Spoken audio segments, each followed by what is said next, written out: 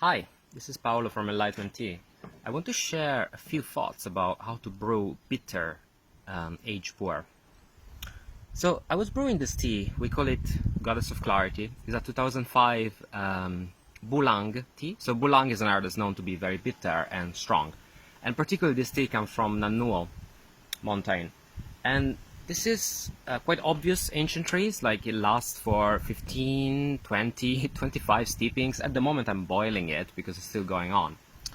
So I was having this session with it and I noticed how this time my brewing was right on it. So I thought I'd share a few thoughts on how that worked. So first, the problem with bitterness is not the bitterness itself, but it's when bitterness and astringency are overpowering.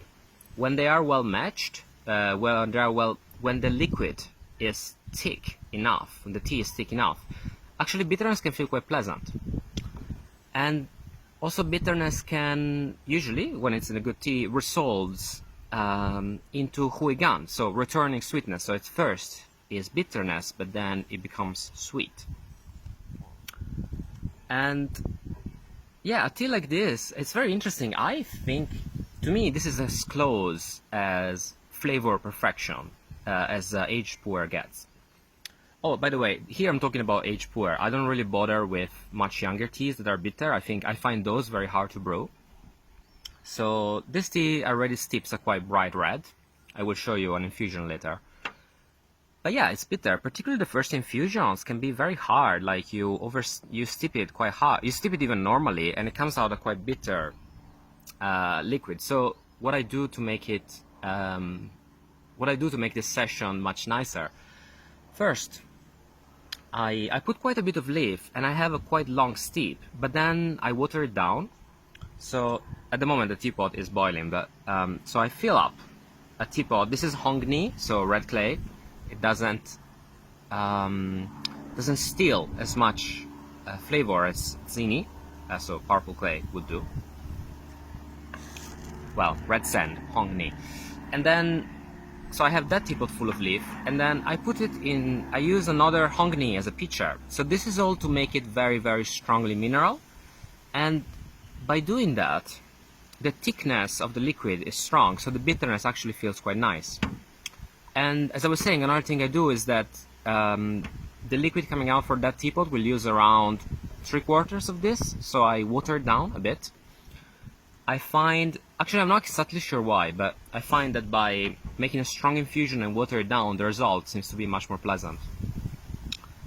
And then after a few infusions, the bitterness will kind of resolve anyway, and it will turn into sweetness much easier.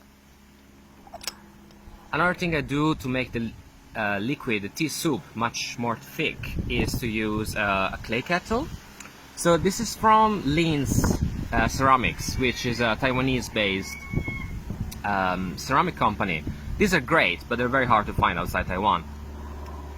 Oh, another useful piece of kit, 300-400-year-old porcelain. Again, doesn't steal too much flavor, doesn't mute too much, but adds quite a bit of mineral. So, to be clear, with this kit, which is quite fancy, you will add even more mineral and the tea will be very pleasant from steeping one. But even with quite, like porcelain and a plain cup, you can still make a tea like this quite nice just by, doing this, steep it quite strong, add a bit of water to it, and then at some point you will feel like, at the moment my mouth is so coated by this tea. Like, this is very pleasant, sweet and bitterness at the same time. It's like, it's completely overwhelming. Like, this was already after like a few steepings. Like, I cannot taste anything else in my mouth. It's kind of almost feel like ice cold. And yeah, so bitterness can be a bit scary at first, but if you can just bear with it for a few steeps, later it really resolves into something quite magic.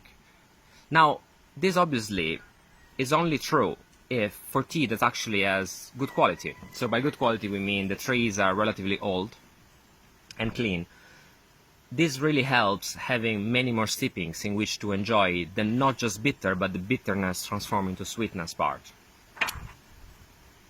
Yeah, there's just a few thoughts. I'm gonna try and drink this now. I'll show you how it steeps. So I've had steepings that were a bit stronger than this, but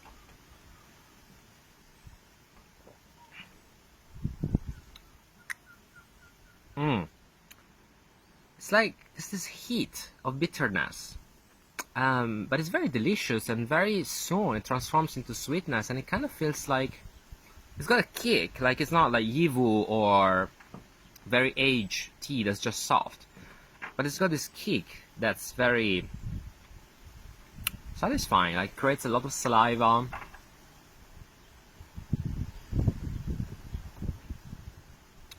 I mean, I don't know. I don't have that many words. I'm not like a flavor person. The purpose of this video was like, this tea is great for meditation and great for clarity, and it's great. It's a great session, but I guess some people might give up on it if they feel it's too bitter. So that's why I'm talking about flavor at the moment.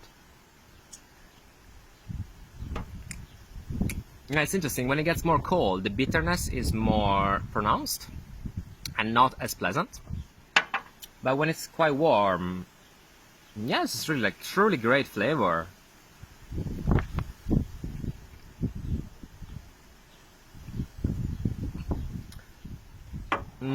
So to recap, bitter, not a problem if the liquid is thick.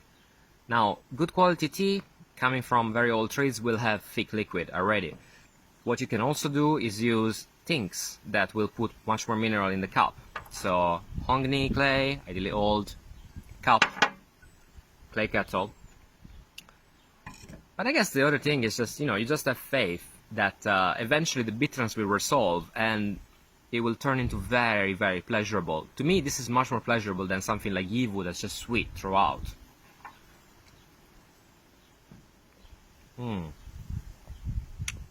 Yeah, I mean, even boiling it hard, it's just, it's got a little bit of, ooh, what did I just drink? But then it really resolves into something satisfying. Great. Well, I hope this can be of some help in how to steep this more bitter aged tea. Yeah, let me know how it goes.